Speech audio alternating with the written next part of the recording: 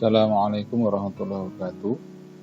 Kita ketemu kembali untuk melanjutkan pembahasan materi manajemen konflik dan perubahan. Pada kesempatan kali ini, kita sampai pada bab 6, perilaku individu dan kelompok.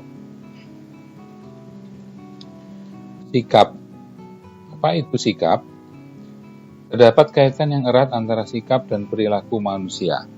Sikap akan mengarahkan pada perilaku, oleh karena itu dalam hubungan interpersonal sikap akan berpengaruh pada pola-pola hubungan interpersonal yang dikembangkan. Pengertian sikap dari para ahli. Sikap adalah reaksi evaluatif yang menguntungkan atau tidak menguntungkan terhadap sesuatu atau seseorang, yang ditunjukkan dalam keyakinan, perasaan, atau perilaku yang diarahkan. Pendapat ini disampaikan oleh Mayer pada tahun 96. Kemudian, pendapat lain mengatakan sikap adalah disposisi untuk merespon dengan baik atau tidak menyenangkan terhadap suatu objek, orang, institusi, atau peristiwa. Ini dikemukakan oleh Azen pada tahun 88. Sikap adalah kecenderungan psikologis yang diekspresikan dengan evaluasi entitas partikular dengan beberapa derajat disukai atau tidak disukai. Pemahaman ini disampaikan oleh Egli and Chaiken pada tahun 92. Sikap-sikap lain dan debat bersifat impersonal. Misalnya, sikap terhadap ganja itu jelek. Akan tetapi, sikap yang paling penting adalah sikap terhadap orang lain. Ini disampaikan oleh Sukaji Sutarlinah pada tahun 86. Pendapat lain disampaikan oleh Max Weber, seorang ilmuwan yang berasal dari Jerman, menyampaikan dan mengemukakan pendapatnya bahwa sikap adalah sebuah reaksi evaluatif, di mana suatu penilaian mengenai kesukaan dan ketidaksukaan seseorang terhadap orang, peristiwa, atau aspek lain dalam lingkungannya. Sebagai suatu evaluasi dari hal yang telah dialami, sikap merupakan posisi yang tidak netral. Sikap itu pun bervariasi dari segi intensitasnya, bisa rendah, sedang, atau banyak.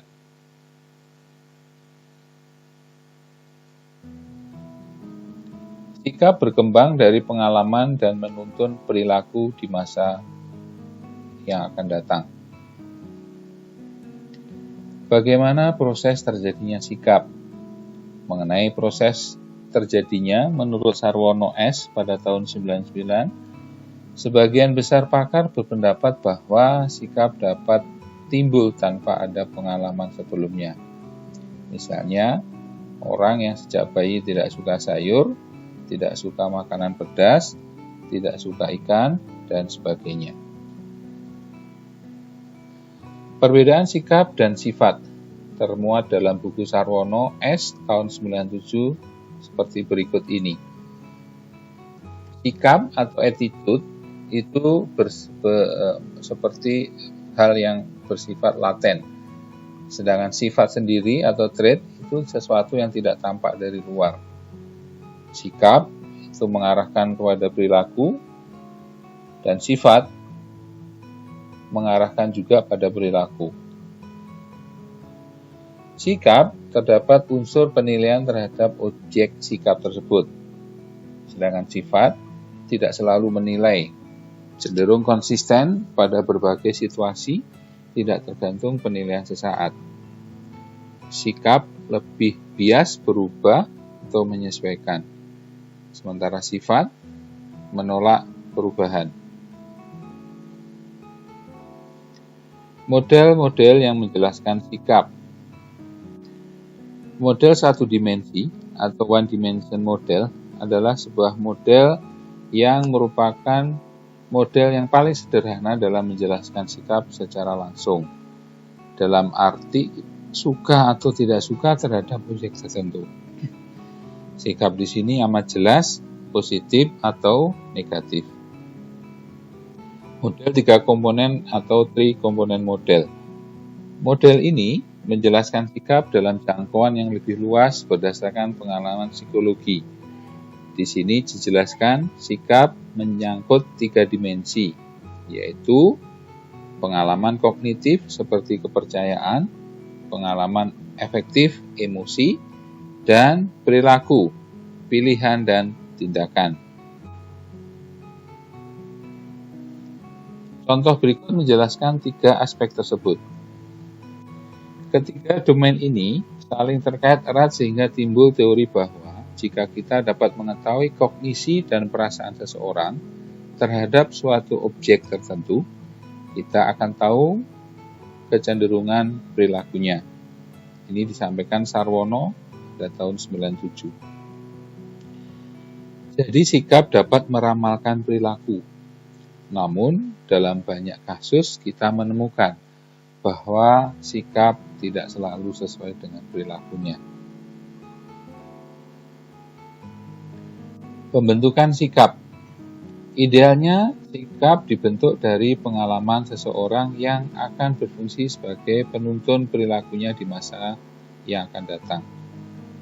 Para peneliti telah mengidentifikasikan 3 jenis pendekatan di dalam memahami pembentukan sikap manusia, yaitu 1. Pendekatan belajar, 2. Pendekatan konsistensi kognitif, 3. Pendekatan motivasional. Pendekatan belajar atau learning approach. Sikap biasanya terbentuk lewat proses pembelajaran, suatu proses di mana pengalaman dan praktek menghasilkan perilaku yang relatif sama atau tetap. Berisi tentang peneguhan atau reinforcement, sikap bisa dipelajari dari pengalaman pribadi karena ada konsekuensi tertentu yang bisa diambil dari sana. Peneguhan merupakan segala macam konsekuensi dari pengalaman kita di dalam yang bisa menghasilkan perilaku tertentu. Seperti kecenderungan untuk mengambil mata kuliah ini dan bukan yang lain, atau membaca buku ini dan bukan yang lain, dan seterusnya. 2. Belajar sosial atau social learning. Beberapa sikap yang dihasilkan bisa diperoleh dari hasil asosiasi pasif atau pengaruh persuasif dari orang-orang yang setuju atau sepihak dengan kita. Biasanya manusia secara aktif mencari informasi dan pengalaman yang menjadi dasar untuk bersikap dan berperilaku. Hal ini sebenarnya merupakan karakteristik dasar dari pendekatan belajar sosial dalam membentuk belajar. Pendekatan konsistensi kognitif atau kognitif konsistensi.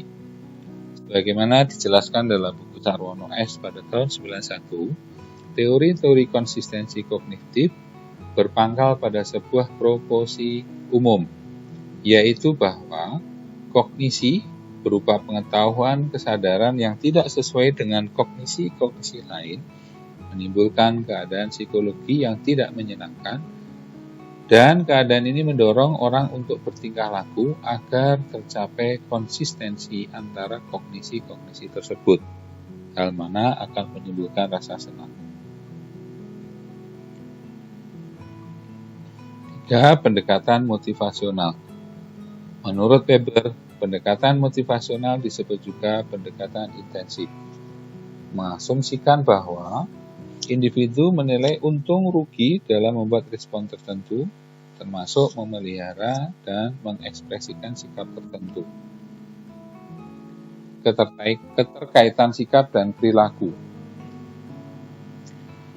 Kesesuaian antara sikap dan perilaku. Menurut Triandis, tahun 82, ketidaksesuaian antara perilaku dan sikap disebabkan karena faktor selain sikap yang terpisah-pisah yang mempengaruhi perilaku. Beberapa kasus dalam kejadian sehari-hari juga menunjukkan bahwa sikap bukanlah hal yang selalu diekspresikan. Sikap dapat sesuai dengan perilaku. Perilaku yang spesifik, semakin khusus atau satu sikap terhadap perilaku, maka akan semakin baik dalam memperkirakan perilaku yang terkait. Misalnya, berapa orang yang akan datang dalam kegiatan gotong royong. Mengukur sikap yang amat umum seperti bertanya, apakah Anda yakin bahwa daerah lingkungan kita harus bersih? Mungkin tidak bisa memperkirakan perilaku gotong royong secara spesifik. Perilaku dapat mempengaruhi sikap. Secara spesifik, sepertinya orang tidak hanya bisa menggunakan sikap sebagai dasar perilaku, kita juga bisa membentuk sikap berdasarkan perilaku kita. Menurut Sarwono, karena pembentukan sikap yang paling efektif adalah melalui pengalaman sendiri, maka para pakar berusaha mengetahui sampai seberapa jauh perilaku dapat mempengaruhi terbentuknya sikap. Sebagaimana sikap dapat mempengaruhi atau berpengaruh pada perilaku, sebaliknya perilaku pun juga dapat membentuk sikap, karena perilaku adalah pengalaman yang paling langsung pada diri seseorang. Metode foot in the foot door effect. Salah satu metode terkenal bagaimana perilaku dapat mempengaruhi sikap adalah yang dikenal sebagai the foot in the door effect. Studi tentang pengaruh interpersonal telah menjelaskan bahwa manusia lebih cenderung untuk menyetujui atau menerima permintaan yang besar jika sebelumnya mereka telah setuju pada permintaan yang besar, atau jika mereka sebelumnya telah setuju pada permintaan yang lebih kecil dan berhubungan. Kecenderungan ini, the foot in the door effect, terjadi karena kesepakatan pertama berupa perilaku yang berujung pada pembentukan sikap yang lebih besar diterima, yang nantinya meningkatkan kesesuaian dengan permintaan kedua. Metode the low ball technique. Salah satu turunan terbaik teknik the foot in the door adalah the low ball technique atau teknik bola pendek. Maksudnya, teknik ini merupakan salah satu strategi persuasif yang sering digunakan seorang penjual. Teknik ini sering dipakai oleh para dealer mobil. Biasanya pada penawaran diawali dengan harga yang rendah. Setelah pembeli tertarik melakukan transaksi, pada detik-detik terakhir penjualan tiba-tiba menyatakan ada perubahan harga. Harga yang ditawarkan naik karena ada arahan baru dari direksi, perubahan kebijakan, dan lain-lain alasan. Studi Cialdini tahun 78 menunjukkan bahwa biasanya pembeli yang sudah merasa kepala basah tidak akan mundur dan tetap membeli mobil itu, walau dengan harga yang lebih mahal. Pembeli tidak menolak tawaran itu karena merasa perlu untuk membeli barang itu walaupun harganya telah meningkat. Pembeli telah diyakinkan untuk mengembangkan satu sikap terhadap barang tertentu. 3 pendekatan sikap menurut Myers, sebagaimana dijelaskan Sarwono pada tahun 97. Teori pernyataan diri atau self-presentation theory. Menurut teori ini, ada kecenderungan orang untuk lebih menyenangkan orang lain demi mempertahankan self-image daripada mengungkapkan diri secara apa adanya. Orang punya kecenderungan untuk menjaga antara self-image dan perilakunya. Persepsi diri. Inti dari teori persepsi diri adalah bahwa kita membuat gambaran tentang diri kita sendiri, kemampuan kita, suasana hati, dan sikap. Dengan mengamati perilaku kita sendiri, sehingga seringkali kita bertindak dulu dan berpikir kemudian. Menarik kesimpulan tentang keinginan dan sikap hanya setelah ditemukan fakta yang mendukung. Teori persepsi diri menjelaskan bahwa ada semacam intuisi dalam diri yang membuat kita berpikir kita bisa mempengaruhi emosi dengan melihat dari ekspresi wajah atau berpikir bahwa kita sedang dalam emosi tertentu karena ada stimulasi yang cukup dan tidak diperkirakan sebelumnya. Terdapat 3 macam daya tarik yang membuat seseorang cenderung disukai. dan lebih persuasif, yaitu 1. Penampilan fisik.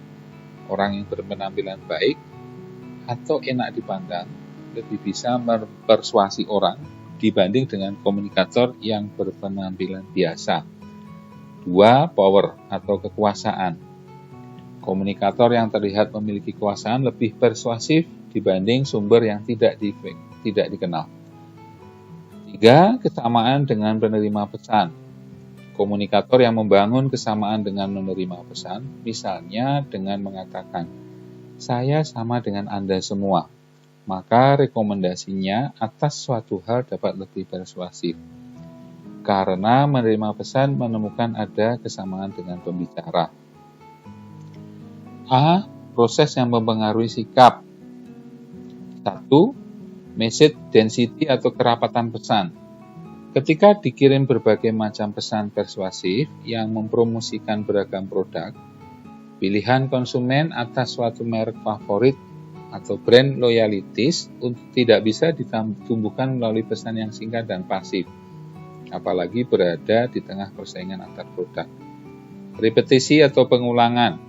Menurut Iza Zhong tahun 86, keakraban terhadap suatu hal yang disebabkan adanya pengulangan dapat meningkatkan kesukaan seseorang. Dampak yang ditimbulkan dari pengulangan adalah perubahan sikap. Terpaan yang terus berulang terhadap suatu pola penampilan atau suara membuat pola itu menjadi akrab di mata atau telinga kita, yang pada akhirnya membuat kita menyukai pola tersebut. 3. Distraction atau gangguan pengalih perhatian. Pembuat pesan akan membuat argumen berlawanan, counter-argumen, terhadap pesan yang diterimanya. Akibatnya, kekuatan persuasi pesan tersebut akan berkurang. Hal-hal yang dapat mengganggu jalannya pembuatan counter-argumen bisa memperlambat perlawanan dan membuat penerima pesan semakin lemah. Teori perubahan sikap. 1. Model The Elaboration Likelihood. Perubahan sikap merupakan hasil dari beragam faktor yang terlibat dalam transmisi pesan, yaitu sumber, pesan, dan penerima pesan. Akan tetapi, ketiga faktor itu tidak selalu bekerja bersama-sama. Model yang dikembangkan oleh Richard dan John T. Cacioppo ini menggambarkan perubahan sikap sebagai hasil dari memproses informasi. Menurut model ini, seseorang kurang mencermati pesan yang diterimanya, sementara orang lain mencermati pesan yang diterimanya. Sementara orang lain mencermati pesan tersebut dengan seksama. Akibatnya pesan akan efektif dengan cara yang berbeda. Central processing atau pemrosesan pada hal inti atau pusat. Seseorang melakukan pemrosesan pusat atau sistemik jika ia berkonsentrasi atau fokus pada argumen dalam pesan persuasi tersebut. Logiskah alasan yang dikemukakan? 2. Peripheral processing, yaitu pemrosesan di dalam hal pinggir. Persuasi akan bergantung pada pemrosesan periferal atau heuristik. Dengan demikian, penerima pesan terpengaruh bukan pada pesan yang diterima, melainkan pada hal-hal yang berbeda atau yang berada di luar itu, seperti karakteristik komunikator, penyajian pesan, atau penerima pesan. The power of commitment. 1. Behavior lead to attitude atau perilaku yang menuntun pada sikap. Beberapa sikap dapat dengan mudah diubah dibandingkan sikap-sikap lainnya. Sikap yang dibentuk dari pengalaman pribadi cenderung lebih kuat daripada sikap yang diperoleh dari orang lain. Inducement, dorongan pancingan. Contoh, maukah kita beralih dari minuman susu yang biasa diminum untuk menghemat uang? Ketika berbelanja, bagaimana jika kita melihat merek lain harganya lebih rendah dibanding merek favorit tersebut? Pada saat itu, kita mungkin terdorong untuk membeli merek lain yang harganya lebih murah. Tindakan ringkas seperti ini mewakili suatu komitmen terhadap perilaku atau behavioral commitment. Demikian pembahasan kita pada materi kali ini. Kita akan melanjutkan pembahasan materi-materi yang lain pada kesempatan berikutnya. Terima kasih. Assalamualaikum warahmatullahi wabarakatuh.